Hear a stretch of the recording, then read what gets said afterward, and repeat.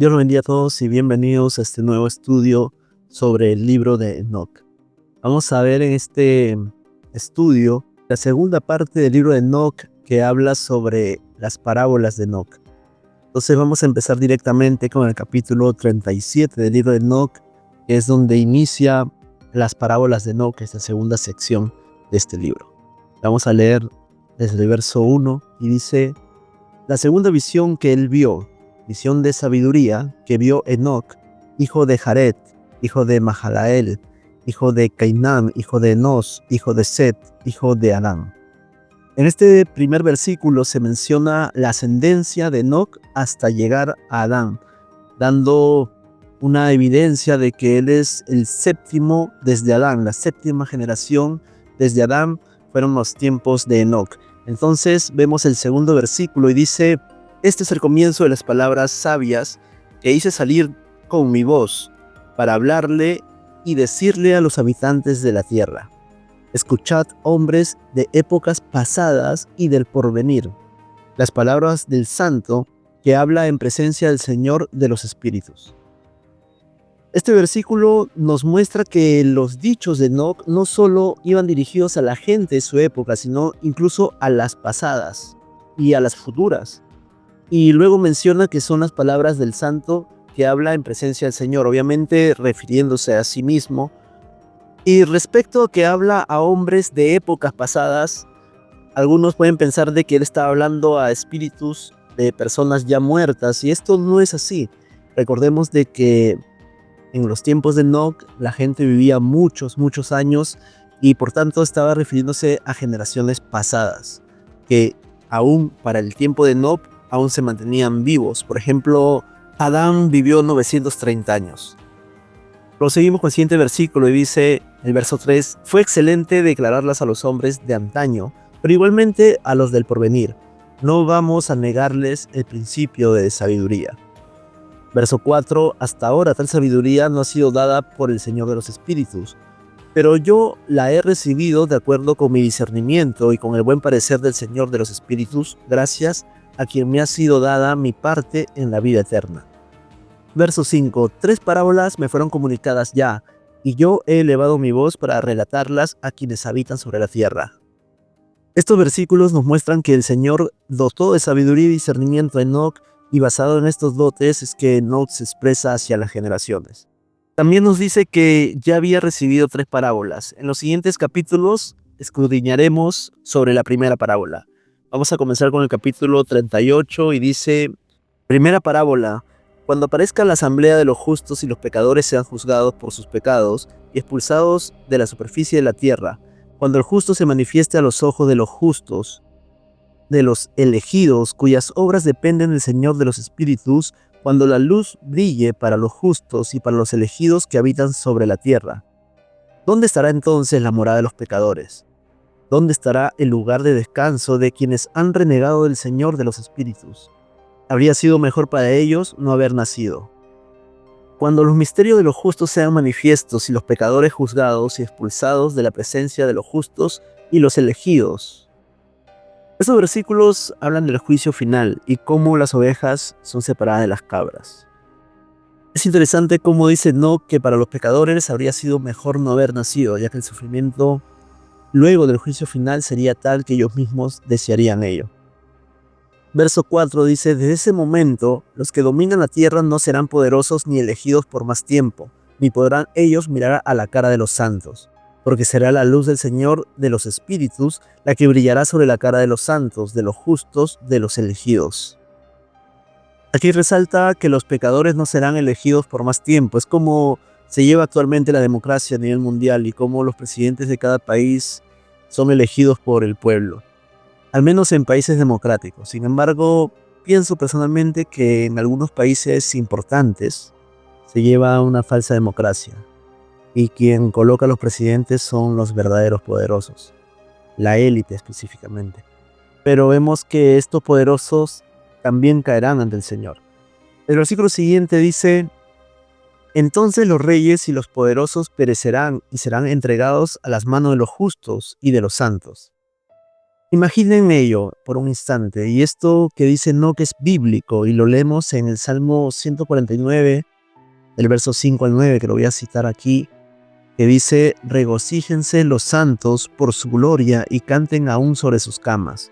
Exalten a Dios con sus gargantas y espadas de 2 filos en sus manos, para ejecutar venganza entre las naciones y castigo entre los pueblos, para aprisionar a sus reyes con grillos y a sus nobles con cadenas de hierro, para ejecutar en ellos el juicio decretado. Gloria será esto para todos sus santos. Aleluya. Vemos entonces que efectivamente esta parte del libro de Enoc guarda una estrecha concordancia con la palabra de Dios. Veamos el siguiente versículo y el último de este capítulo 38, que dice: y de ahí en adelante nadie buscará para ellos la misericordia del Señor de los espíritus, porque su vida encontró su final. Una vez que llegue el juicio, en aquel momento ya no habrá misericordia. De hecho, una vez que la persona llega a morir, luego de la muerte ya es el juicio, dice la palabra de Dios. Entonces la misericordia es hallada mientras que la persona tiene la vida en la carne, en la vida bios. Mientras que estamos en esta vida carnal, podemos hallar misericordia. Luego de haber dejado el cuerpo, ya no hay más misericordia para la persona, si en caso no conoció al Señor o no quiso conocer al Señor cuando estuvo en vida. Y esto lo vemos, por ejemplo, en la parábola del rico y Lázaro, que el rico, cuando murió, él quería salir de allí del lugar de tormento y avisarles a sus familiares que existía ese lugar, que existía el Señor, pero ya no había más oportunidad para él. Entonces, durante el momento que uno está en vida, es allí donde comienza la obra del Señor, donde se puede ver la misericordia del Señor sobre una vida, no después. Entonces vamos a proseguir con el capítulo 39. En el capítulo 39 vemos en este primer versículo, voy a usar la traducción de Oliver Ibáñez, ya que me parece más sensata en comparación con otras traducciones, y dice: en aquellos días descenderá de los altos cielos la raza elegida y santa, y su descendencia estará entonces con los hijos de los hombres. Este versículo muestra el descenso a la tierra de la Nueva Jerusalén. Entonces vamos a ver el verso 2, que dice: Enoc recibió los libros del celo y la ira, y los libros de la angustia y el destierro. Nunca más obtendrán misericordia, dijo el Señor de los espíritus. Aquí Enoc es mencionado como tercera persona, mientras que en otras ocasiones se ha leído a Enoc narrando en primera persona. Esto hace suponer que al menos esta parte del libro fue escrita por alguien. Algunos aseguran que el libro de las parábolas fue escrita en los primeros siglos de la era cristiana. Otros, como el erudito bíblico Joseph Milik, afirma que ningún fragmento del libro de las parábolas de Enoc se ha encontrado jamás en arameo, en hebreo, ni en lenguas semíticas o griegas. Y esto nos hace cuestionar una vez más la veracidad del libro de Enoc, ya que si fue escrita después del siglo I, es evidente que quien lo hizo tenía conocimientos del libro de Apocalipsis dados al apóstol Juan. Y continuemos, y ahora veamos cómo cambia el siguiente versículo de la tercera persona a primera persona. Y esto podría ser de que una persona pueda hablar en una obra sobre sí mismo en tercera persona, pero hacer el cambio de a veces hablar en tercera persona y luego en primera persona es un poco incongruente. Entonces esto causa preguntas. Y vamos a ver el siguiente versículo, el verso 3, que dice lo siguiente: y las nubes me cubrieron y el viento me levantó de la superficie de la tierra y me dejó en el límite de los cielos. Verso 4, allí tuve otra visión y vi el lugar donde habitan los santos y el lugar de descanso de los justos. Aquí dice Enoc que llegó a los límites del cielo y que allí tuvo una visión. En esta visión ve el lugar donde descansan los justos. Enoc no afirma que este lugar de descanso está en el cielo, ya que el lugar de descanso de los justos no se halla en el cielo, sino que está diciendo que allí tuvo una visión. Cuando estuvo en los cielos, en el límite de los cielos, allí tuvo una visión. El verso 5 dice: y contemplé con mis ojos las moradas en medio de los ángeles de justicia y sus lugares de descanso entre los santos. Mientras suplican y oran por los hijos de los hombres, la justicia brota entre ellos como el agua, y la misericordia se esparce sobre ellos como se esparce el rocío sobre la tierra, por los siglos de los siglos. Aquí hallamos otra contradicción bíblica en donde menciona que los ángeles de justicia suplican y oran por los hombres. La Biblia nos muestra que existe un único intermediario entre Dios y los hombres, que es Jesucristo. Eso está en 1 Timoteo, en el capítulo 2, verso 5. Entonces, pensar de que hay ángeles que interceden por los hombres es totalmente antibíblico, y esta parte también nos hace dudar de la veracidad del libro de Enoc. Al menos personalmente me causa muchos cuestionamientos, muchas preguntas sin respuestas. Encuentro muchas incoherencias en este libro de Enoc, y precisamente para esto es este estudio, para analizarlo poco a poco, versículo a versículo, a la luz de la palabra, y saber si esto se tiene que tomar como un libro de estudio o como un libro que tenemos que confiar al 100% en él. Sinceramente, el único libro infalible es la Biblia, es la palabra de Dios inspirada. Aquí encontramos muchos versículos que contradicen la palabra de Dios, muchas incoherencias, incluso en la forma narrativa, que cambia de tercera persona a primera persona de un momento a otro. Es muy incoherente. Entonces vemos de que este libro de Enoc, que tal vez, no dudo que haya existido verdaderamente un libro de Enoc, y que tal vez parte del verdadero libro de Enoc está aquí, pero está manipulado, a mi parecer, tiene muchas incoherencias, y esto me cuestiona mucho el libro de Enoc, al menos para tomarlo como un estudio serio, ¿no? Como algo que sí, esto es palabra de Dios, y vemos que hay ángeles que interceden por nosotros. No, esto es antibíblico. Entonces tenemos que tomar en cuenta esto, y es verdad que muchos tenemos el deseo de aprender más, y precisamente la Biblia, a la luz de la palabra, nos filtra el libro de Enoc y nos hace ver de que el resultado es que le falta peso en la balanza a este libro.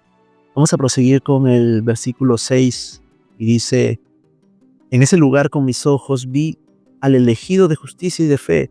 La justicia prevalecerá en sus días, y los justos, los elegidos, serán innumerables ante él, por los siglos de los siglos. Aquí menciona Enoc haber visto al Señor. Aunque no especifica detalles de su apariencia, lo cierto es que, siguiendo la secuencia narrativa, Enoc se hallaba en una visión. Por lo tanto, no vio literalmente al Señor. Vayamos al verso 7 y dice: vi su morada bajo las alas del Señor de los Espíritus. Todos los justos y los elegidos brillarán frente a él como el resplandor del fuego. Su boca estará llena de bendición, sus labios glorificarán el nombre del Señor de los Espíritus, y la justicia y la verdad no fallarán ante él. Verso 8: yo deseaba vivir allí, y mi espíritu anhelaba esa morada. Esa era desde antes mi herencia, tal y como había sido establecida para mí ante el Señor de los Espíritus. Este verso 8 muestra que Enoc ya estaba destinado desde antes a una herencia con el Señor. El libro de 2 de Timoteo, capítulo 2, verso 20, muestra que existen vasos de honra y existen vasos de deshonra ya creados desde antes. Por lo tanto, la afirmación de Enoc en este punto sí va de acuerdo a la palabra de Dios. En el verso 9 dice: en esos días alabé y ensalcé el nombre del Señor de los Espíritus con bendiciones y alabanzas, porque Él me ha destinado para la bendición y la gloria de acuerdo con el buen parecer del Señor de los Espíritus. Aquí habla Enoc de una predestinación, algo que algunos hermanos y hermanas no creen. Sin embargo, personalmente sí hallo mucho fundamento bíblico para tomarlo como doctrina, y de ello hablaré más adelante en otro estudio, ya de manera bíblica, con los fundamentos y los argumentos bíblicos que presentaré en su momento. Pero continuamos con el verso 10 y dice: por mucho tiempo mis ojos observaron ese lugar y lo bendije a él, y lo alabé diciendo: bendito es él, y bendito sea desde el principio y para siempre. Verso 11: ante él no hay renuncia. Él sabe desde antes de que el mundo fuera creado que es para siempre y que será de generación en generación. Aquellos que no duermen, verso 12, te bendicen. Ellos están ante tu gloria y bendicen, alaban y ensalzan, diciendo: santo, santo, santo es el Señor de los espíritus. Él llena la tierra con espíritus. Verso 13: mis ojos vieron allá a todos aquellos que no duermen, bendiciendo y diciendo: bendito seas tú y bendito sea el nombre del Señor de los espíritus por los siglos de los siglos. Verso 14 y último de este capítulo: mi rostro fue cambiado y no podía sostener la mirada. Estos versículos muestran la omnisciencia de Dios y al final da un detalle muy especial: mi rostro fue cambiado. Esto me recuerda a Moisés, quien estuvo con el Señor 40 días y 40 noches y al descender del monte su rostro brillaba. De hecho, tenía que taparse el rostro porque brillaba demasiado y para no afectar la vista de las personas que estaban alrededor de él. Vamos a continuar con el capítulo 40 y vamos a leer los 7 primeros versículos y dicen: después de eso vi miles y miriadas y una multitud innumerable, incalculable, que se sostiene ante el Señor de los espíritus. Y sobre los 4 costados del Señor de los espíritus vi 4 presencias diferentes de aquellos que no duermen, y aprendí sus nombres porque el ángel que va conmigo me los dio a conocer y me mostró todas las cosas ocultas. Y escuché las voces de esas 4 presencias y cómo ellas pronuncian alabanzas ante el Señor de la gloria. La primera voz bendice al Señor de los espíritus por los siglos de los siglos. A la segunda voz le escuché bendiciendo elegido y a los elegidos que dependen del Señor de los espíritus. A la tercera voz la oí orar e interceder por los que viven sobre la tierra y suplicar en nombre del Señor de los espíritus. Y escuché la cuarta voz expulsando a los satanes e impidiendo que lleguen hasta el Señor de los espíritus a acusar a quienes viven en la tierra. En un inicio, cuando leí estos versículos, los asocié a los 4 seres vivientes. Sin embargo, la descripción de estos seres en los siguientes versículos me hace ver que no guardan relación con los 4 seres vivientes. Por otro lado, cuando dice que la cuarta voz expulsaba a los satanes e impiden que lleguen ante el Señor, hace referencia a las huestes espirituales de maldad. Satanás significa adversario, y aquí al decir satanes está hablando en plural, adversarios. Vamos a ver el verso 8, está de más tocar el tema de la otra presencia que bendice e intercede, porque ya hemos visto que bíblicamente el único intermediario que intercede por los hombres ante el Señor, ante el Padre, es Jesucristo. Así que vayamos al verso 8 y vamos a continuar leyendo desde el versículo 8 hasta el 10. Después de eso pregunté al ángel de paz que iba conmigo y me mostraba todas las cosas que estaban ocultas.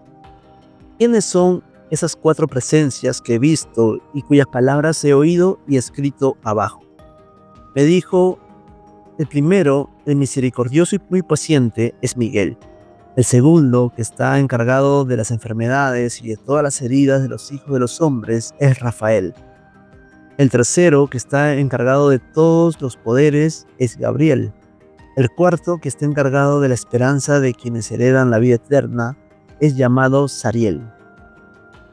Verso 10 dice: estos son los 4 ángeles del Señor de los espíritus y las 4 voces que he escuchado esos días.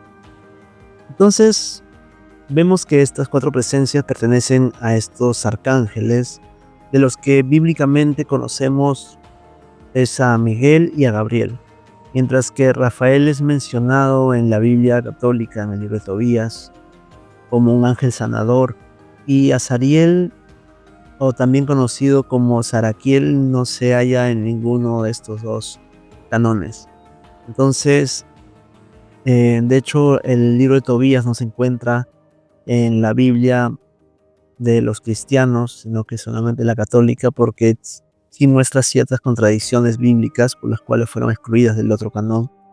Y yo sé que hay gente católica que escucha mis estudios, pero ya sobre los libros extra que se encuentran en la Biblia católica, de eso hay muchas evidencias en YouTube, donde pueden encontrar por qué son apartados del canón de los cristianos, porque se encontraron, como dije, muchas contradicciones bíblicas que nos hacen dudar de que estos libros que fueron excluidos en el canón de los cristianos sean libros inspirados por Dios.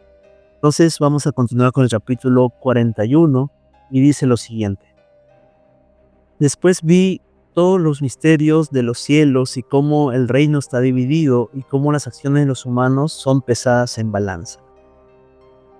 Este versículo habla cosas muy interesantes que se irán desarrollando a lo largo de este capítulo.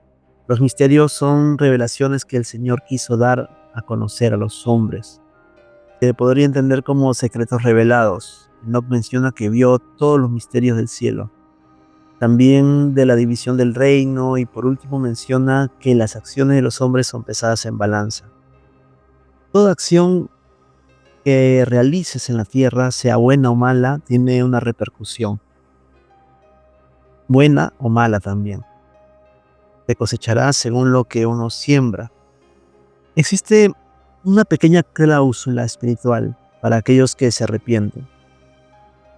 Es probable que hayas cometido maldades en tu vida y que sientes que en algún momento tendrás que pagar por ello. Y serás correspondido con la misma moneda que ofreciste. Pero la palabra nos muestra que cuando una persona viene a Cristo, nueva criatura es, que las cosas viejas pasaron y todas son hechas nuevas. Obviamente para esto debe haber un arrepentimiento genuino. Digamos que alguien cometió alguna maldad luego de haberse convertido. Obviamente esto trae consecuencias, una suerte de maldición que tendría que llegar a la vida del pecador, tarde o temprano. Pero si aún así el pecador se arrepiente, el Señor oye desde el cielo, perdona su pecado y no trae más a memoria lo que hizo. Además de ello, esa consecuencia de pecado son maldiciones que Cristo llevó en la cruz para que la persona que se arrepiente no las sufra. Cristo pagó todo en la cruz. Y debemos recordar que la palabra también dice que la misericordia triunfa sobre el juicio. Eso está en Santiago 2:13. Por tanto, un pecador debe arrepentirse de todo corazón para hallar la misericordia de Dios y no ser alcanzado por las maldiciones. Volvamos al verso 2 del capítulo 41. Dice: allí vi la habitación de los elegidos y la morada de los santos, y mis ojos vieron a los pecadores cuando eran expulsados de allí, porque rechazaron el nombre del Señor de los espíritus y no podían quedarse a causa del castigo que procede del Señor de los espíritus. Este pasaje me recuerda a cuando Jesús habló de la parábola de los invitados de las bodas, que está en Mateo 22, del verso 11 al 14. Y entró uno con ropa indigna en esta boda y fue echado fuera. Leamos de los versículos 3 al 9. Allí mis ojos vieron los misterios del relámpago y del trueno, y los secretos de los vientos y cómo se distribuyen para soplar sobre la tierra, y los secretos de las nubes y el rocío, de dónde proceden en ese lugar y de dónde saturan el polvo de la tierra. Allí vi las cámaras cerradas desde donde son distribuidos los vientos, el depósito del granizo y del viento, el depósito de la neblina y las nubes que revolotean sobre la tierra desde el comienzo del mundo. Y vi las cámaras del sol y de la luna, de dónde proceden y hacia dónde regresan, y su maravilloso retorno, cómo el uno es superior a la otra, su magnífica órbita y cómo no se alejan de ella, y mantienen fielmente el juramento que han hecho uno a otro. El sol sale primero y sigue su ruta según el mandamiento del Señor de los espíritus, cuyo nombre es poderoso por los siglos de los siglos. Y después de eso vi el camino oculto de la luna y el visible, y ella cumple el recorrido de su camino en ese lugar de día y de noche, y uno mantiene una posición opuesta al otro, ante el Señor de los espíritus. Ellos dan gracias y alaban sin descanso, porque para ellos dar gracias es descansar. El sol gira frecuentemente para bendecir o para maldecir, y el recorrido de la ruta de la luna es bendición para los justos y tiniebla para los pecadores. En el nombre del Señor, que ha separado la luz de las tinieblas, ha repartido los espíritus de los humanos y ha fortalecido los espíritus de los justos en nombre de su justicia. Porque ningún ángel lo impide y ningún poder es capaz de impedirlo, porque Él cita un juicio para todos ellos y los juzga ante Él. Estos versículos me hacen recordar que el Señor le preguntó a Job en Job 38, del verso 22 al 26, acerca de los secretos de la nieve y el granizo y de cómo se reparte la luz. Esto también nos indica que la geografía es totalmente distinta a las enseñadas escuelas y concordante con la forma plana de la Tierra de las antiguas culturas. Entonces vemos que, según el libro de Enoch, hay una geografía en donde el Sol y la Luna mantienen una órbita, que ambos siguen fielmente un recorrido y que hay cámaras para ellos, hay puertas para ellos de entrada y de salida, para iluminar sobre la tierra. Ahora vayamos al capítulo 42, verso 1 y 2, dice: la sabiduría no encuentra un lugar donde pueda habitar, entonces su casa está en los cielos. Verso 2, la sabiduría fue a habitar entre los hijos de los hombres y no encontró sitio. Entonces la sabiduría ha regresado a su hogar y ha tomado su silla entre los ángeles. Estos pasajes hablan de la sabiduría celestial, la que desciende de lo alto. No habla de la sabiduría animal o diabólica mencionada por Santiago 3, verso 15. De esta sabiduría tengo un estudio a profundidad que se llama La verdadera historia de la caída de Lucifer, y lo dejaré como miniatura al final de este video. Que prosigamos el verso 3 y dice: y la injusticia ha salido de sus cuevas, ha encontrado a los que no buscaban y ha habitado entre ellos, como la lluvia en el desierto y como el rocío sobre la tierra sedienta. Estos versículos hacen referencia al libro de Proverbios, a los capítulos 2, 8 y 9. Puede que sea un acorde bíblico, aunque me parece que esta parte del libro fue escrito luego de los tiempos de Enoch. Por otra parte, me parece que fue escrito por una persona que conocía el libro de Proverbios, ya que la narrativa cambia de tercera persona a primera persona, como indiqué, y ello hace notar que realmente no es Enoch quien escribe, y mucho menos bajo inspiración. Prosigamos con el capítulo 43. Vamos a leer completamente el capítulo 43 del verso 1 al 4, y dice: después vi otros relámpagos y estrellas del cielo, y vi cómo él las llamaba por sus nombres, y ellas le ponían atención. Y vi cómo ellas eran pesadas en balanzas justas, de acuerdo con su luminosidad, sus dimensiones y el día de su aparición, y cómo su movimiento genera relámpagos. Y vi su curso de acuerdo con el número de los ángeles, y vi cómo se guardan fidelidad entre ellas. Le pregunté al ángel que iba conmigo y me mostró lo que estaba oculto. ¿Qué es eso? Me dijo: el Señor de los Espíritus te ha mostrado su parábola. Estos son los nombres de los santos que viven sobre la tierra y creen en el Señor de los Espíritus por los siglos de los siglos. Al parecer aquí Enoch observa relámpagos y estrellas que son los nombres de los escogidos. Esto podría guardar relación con el nombre que cada uno tiene en el cielo y que esté escrito en una piedrecita blanca. Aunque Enoch no vio los nombres, no los escuchó, no pudo leer, me parece que tiene esta relación. Sin embargo, esto también para mí es incierto, solamente es un pensamiento. Vamos al capítulo 44. Vi también otros fenómenos relativos a los relámpagos, como algunas estrellas surgen, llegan a ser relámpagos y no pueden abandonar su nueva forma. Este único versículo del capítulo 44 se puede entender de manera metafórica si lo relacionamos con el capítulo 43 y pensar que se está hablando de espíritus humanos. Y con esto hemos llegado al final de este estudio del libro de Enoch, la primera parte del libro de las parábolas. Quisiera decirles algo personal. Me parece que he encontrado a lo largo de estos 44 capítulos del libro de Enoch muchas incoherencias, muchas contradicciones bíblicas que me hacen ver de que el libro de Enoch no es inspirado al 100%, que tal vez fue manipulado en algún momento, que quizá esto se hizo adrede, no lo sé. Se encontró hace más de medio siglo este libro, y la verdad que puede que a lo largo de la historia sí haya sido manipulado.